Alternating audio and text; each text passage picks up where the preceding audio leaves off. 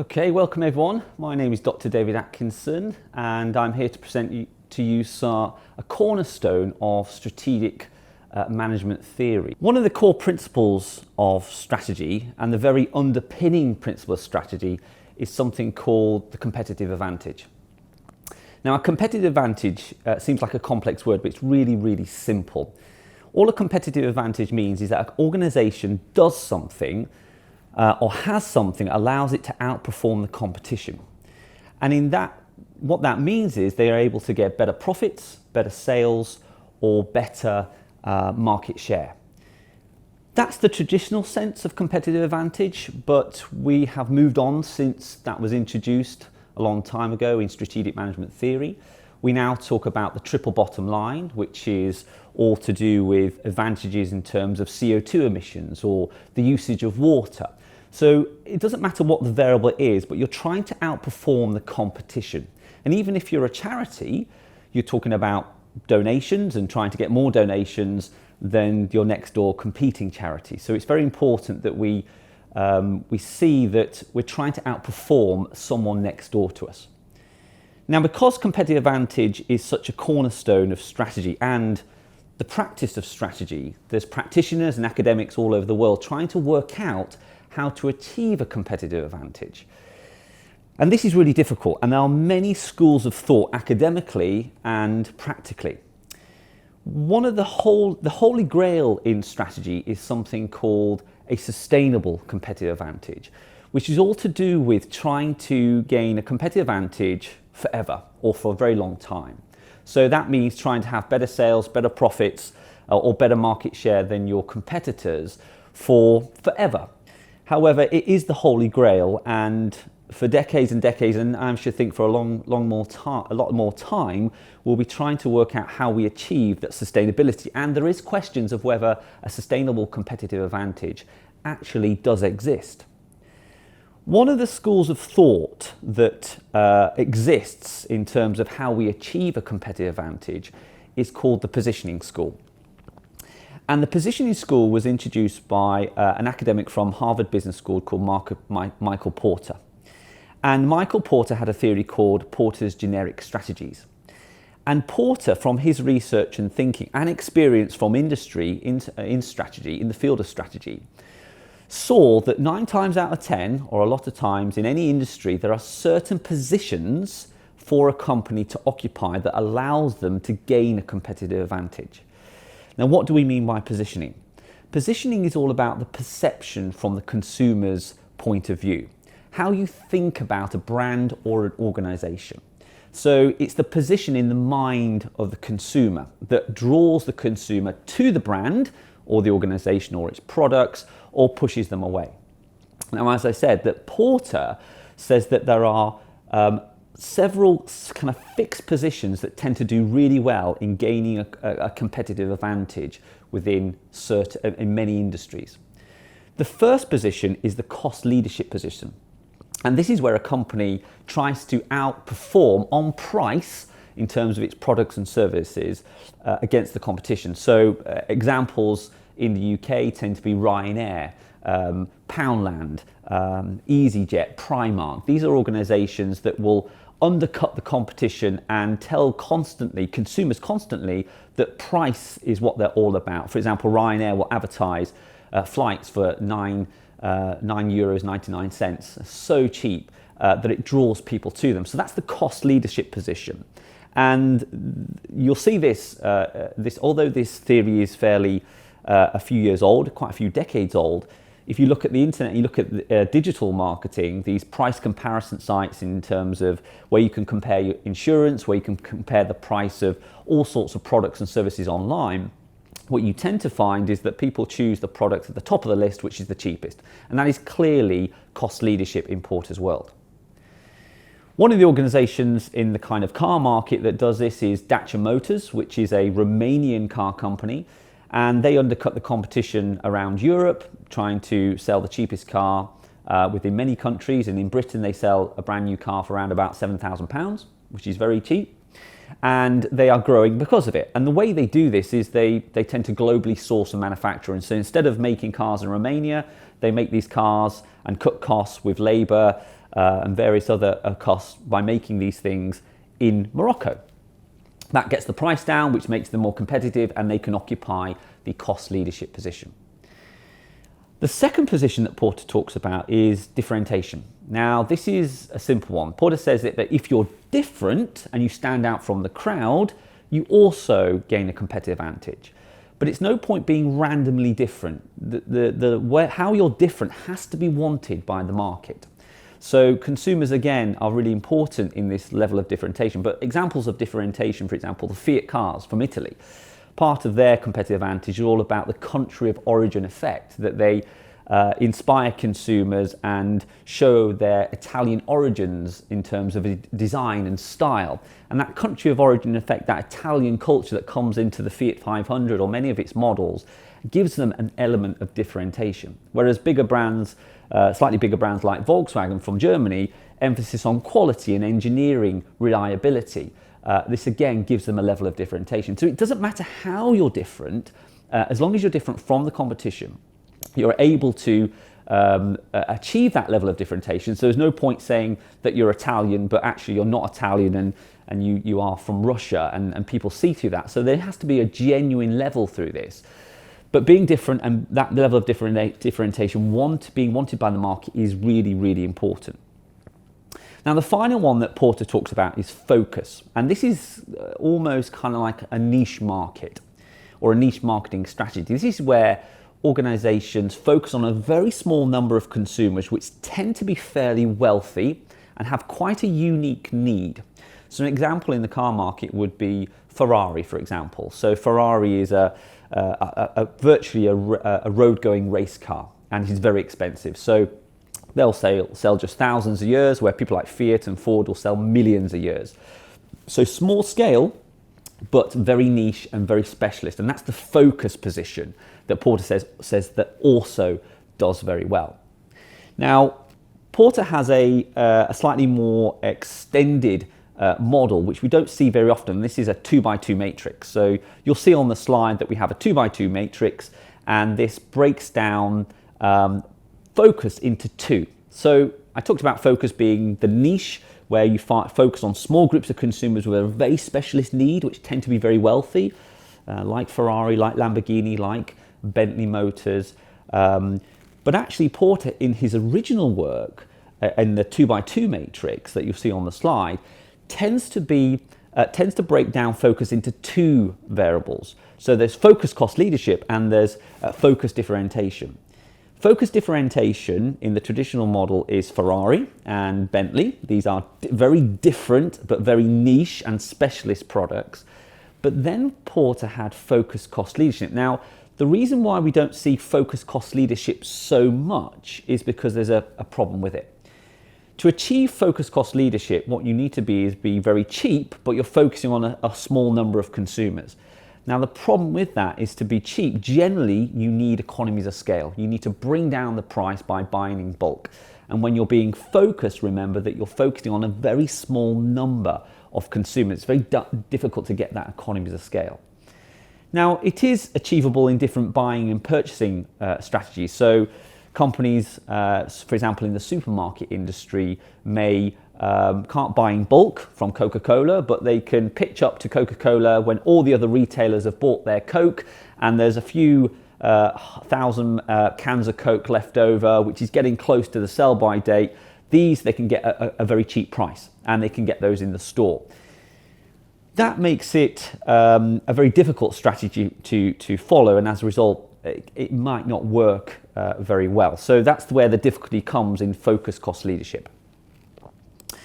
Now, Porter says that there's a difficult area within positioning, and he says it's all about clarity. Now, remember that we have these fixed positions: cost leadership, differentiation, and focus. Now, if you are not clear on what you're offering the market, you're not a cost leader, you're not being focused, and you're not being a differentiator. Porter says that you are confusing consumers, and they don't know what you're doing, and they don't know what you stand for. And as a result, they tend to move away from you to someone that has more clarity in what they're offering. So it's very much about clarity. So Porter calls this stuck in the middle. And when you're stuck in the middle, you haven't got clarity and consumers move away from it. And that is clearly not achieving a competitive advantage.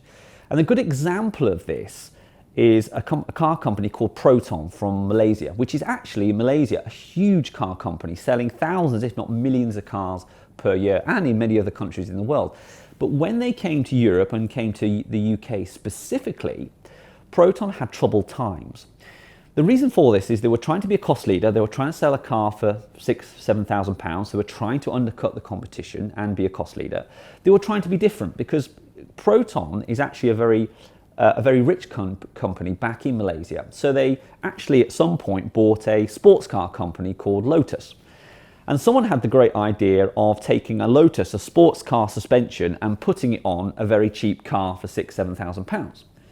They were also trying to be different, not only through the sports suspensions, but also through the fuel that the cars use. So petrol and diesel, but also they were introducing LPG, which is liquid petroleum gas, which was a much more cheaper and cost-effective and environmentally friendly fuel that could be used at the time. So you had environmental credentials, you had sports suspension credentials, which were making them different. You had the cost leadership being trying to undercut the competition and be £7,000 cheaper than anyone else. But they were also fairly focused because they were only selling a couple of thousand cars a year within the UK, so they were very low numbers. As a result, they were occupying cost leadership, differentiation and focus. And again, back to Porter's theory, he said if you are doing all of those things, you're generally not clear on what you're doing, and they weren't clear. And as a result, you fall into the middle. The stuck in the middle happened, and Proton lost market share within the UK. They dropped down to 500 cars per year, whereas Ford are selling probably 20, 25,000, 30,000 cars a year. As a result, Proton left the market and went back home to Malaysia. So this is important, this stuck in the middle, if you haven't got clarity or you're not occupying these positions. But the stuck in the middle area is actually sometimes a good area. And this is where there's a slight issue with Porter's work. If you think about Ford, a great big American company that sells cars all around the world, they are not the cheapest in the market. They're not a cost leader. They're fairly average priced. They're not overly different. They don't have longer warranties like Kia or Hyundai from South Korea. They're not specifically telling consumers about their country of origin effect that people like Alfa Romeo, Fiat might be doing. They don't really focus on German engineering because they're not a German organization. So it's not very different, but also they're not focused because they are selling millions of cars a year around the globe. So according to Porter's work, Ford would be stuck in the middle because they're not a cost leader, they're not being different, and they're definitely not focused. But Ford do sell millions of cars per year around the world. So what explains their success in the middle compared to Proton? Well, if you look at economic income distribution of families, and the diagram that you'll see on the slide is an income distribution of disposable income in the EU, you'll see that you go from people on the streets or people with very little money in the left-hand side of the graph, and then you'll see on the right-hand side you'll have millionaires, if not billionaires. The majority of us as consumers sit in the middle on average incomes with average tastes and average expectations. Ford meets those expectations of people right in the middle income band. They price things and they put things together in terms of positioning for that middle income band where the majority of people sit. Yes, there are people that are multimillionaires and they can buy the Ferrari, but there are handfuls of them. Yes, there are people that are on lower incomes that will be attracted to more the Dacia car, which is the cheapest car that is on sale within Europe and in Britain, made in Morocco. But Ford hit the middle ground where the majority in terms of numbers sit and of course sell millions of cars per year across the world. So the middle ground, the stuck in the middle and being average can be really useful because you are hitting the majority of people on average incomes with average tastes and average expectations in terms of products and services that they're buying for their families. And that's where Ford does very well. Now, because of some of these problems that tended to come out of the Porter's positioning model, and one of the big problems is that these areas, these positions that Porter talks about are fixed. It's a binary model. You are either a cost leader or you're not, or you're different or you're not. The world doesn't work in a binary way, on and off. And as a result, a couple of British academics, Fortner and Bowman, actually extended Porter's work in terms of positioning and went into something called the extended generic strategy matrix, which was based on Porter's work, but they adapted it slightly to look at the shades of grey within a market, because there is shades of grey. There are very cheap suppliers, but then there's some that's not so cheap, and then there's some a little bit costly and a little bit dear, and as you go up in the price band, you get some more features or some more benefits. So the British academics, Fortner and Bowman, talked about two kind of key variables, and they looked at this in a 3x3 matrix. And the two variables were price. And why is price so important? Price is always important. As consumers, we always, even if it's just a few seconds, think about price going through our mind when we're buying anything. We haven't got unlimited reserves of money, so price is important. So that was one key variable that Fortner and Bowman definitely had in. And on their matrix, as you'll see on the slide, they talk about low price, they talk about an average price, and they talk about a high price or a higher price. The other variable they introduced was something called perceived value. Now, this is a really important concept. This is what people are getting for their money. Okay, so when you're buying a car or when you're buying a computer or a phone, what am I getting for the money? If I'm paying £1,000, what am I actually getting for that? And do I think it's worth it? And that's the concept of perceived value. And they rate perceived value as being low value, average value, and better value. Okay. So you've got this 3x3 matrix where the shades of grey are all in a diagram for you to start plotting where certain competitors will be. The best position is in the top left. This is where you have a price that's undercutting the average, but you're offering high value.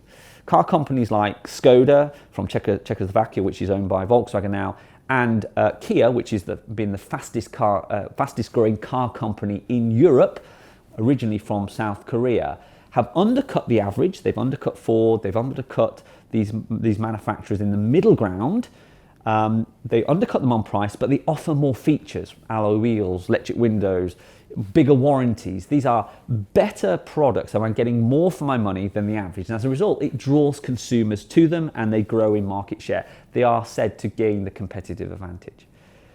In Fortner and Bowman's model, though, you can see that there are bad areas. And one of the worst areas to be is in the bottom right. In the bottom right, you are above average in terms of pricing, but you're offering very low perceived value. And a classic example in the car market is a car company called Saab, which sold cars predominantly around the world, but they came from Sweden.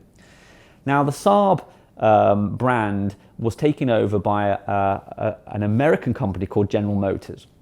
And General Motors wanted to reduce cost and make as much profit as possible. So they said to them, take one of our cars, which was a car that was basically aimed at the average person in the market, and they said rebadge it and try to make it a luxury car and sell it at a high price. The problem that they didn't anticipate was that when they did the research, the people that bought Saab cars were actually quite bright and intelligent people.